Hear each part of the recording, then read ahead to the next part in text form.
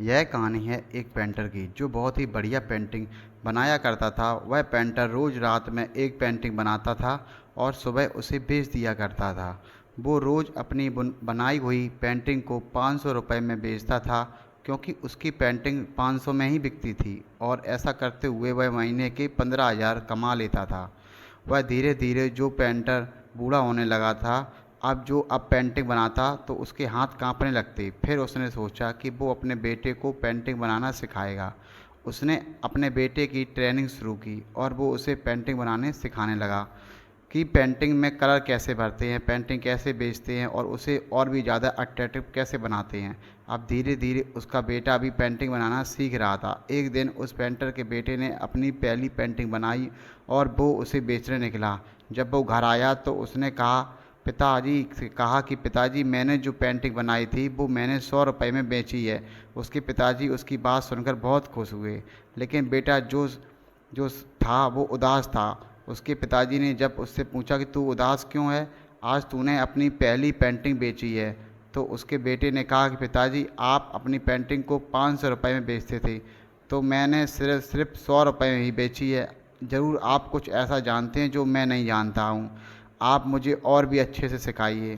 पिताजी ने उसे हाँ कहा और उसे और भी डिटेल में पेंटिंग की नॉलेज देने लगे। अगले दिन जब लड़का अपनी बनाई हुई पेंटिंग बेचने गया तो पेंटिंग 200 रुपये में बिकी।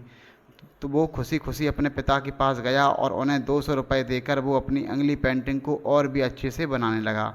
जब उसने अपनी तीसरी पेंटिंग बेची तो वो पेंटिंग 30 रुपये की बिकी। अब कई दिनों तक उसकी पेंटिंग 300 रुपये में ही बिक रही थी, लेकिन वो अपने पिता से रोज़ पेंटिंग के बारे में नई नई चीज़ें सीख रहा था। कुछ दिनों बाद उस पेंटर ने अपने बेटे को बनाई अपनी पेंटिंग को 700 रुपये में बेचा। और इस बार जब वो अपने घर आया तो उसने अपने पिता को ये बात बताई। तो वह उसके पिताजी बहुत खुश हुए और उन्होंने उससे कहा, चलो आज मैं तुम्हें पेंटिंग के बारे में कुछ नया सिखाता हूँ। तभी उस पेंटर के बेटे ने कहा कि नहीं पिताजी, अब मैं सब कुछ सीख चुका हूँ और अब आप मुझे क्या सिखाएंगे। आपने अपनी सारी ज़िंदगी में पेंटिंग को 500 रुपये में ही बेचा है, तो मैंने 700 में। अब आपसे मुझे जितना सीखना था उतना मैं सीख चुका हूँ।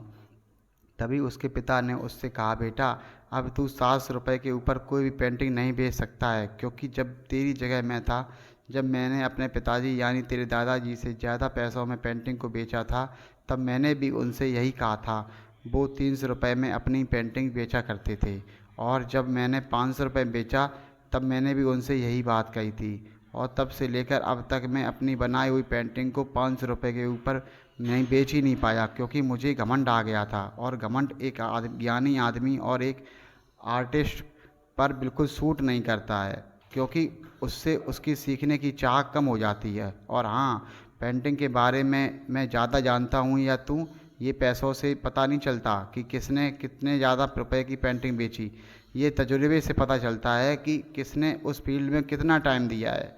तो इस कहानी से हमें सीख मिलती है कि घमंड जो है वो हमारी सफलता तो छीनता ही है, लेकिन सबसे पहले वो हमारा ज्ञान छीनता है, क्योंकि घमंड आने पर ज्ञान कम हो जा लगता है, क्योंकि सीखना बंद हो जाता है। दोस्तों, आज की कहानी आपको कैसी लगी? ऐसी ही मोटिवेशनल कहानी के लिए चैनल को लाइक करें, शेयर करें, और हमारे चैनल पर नए हैं तो चैनल को सब्सक्राइब करना ना भूलो। धन्यवाद दोस्तों, बाय।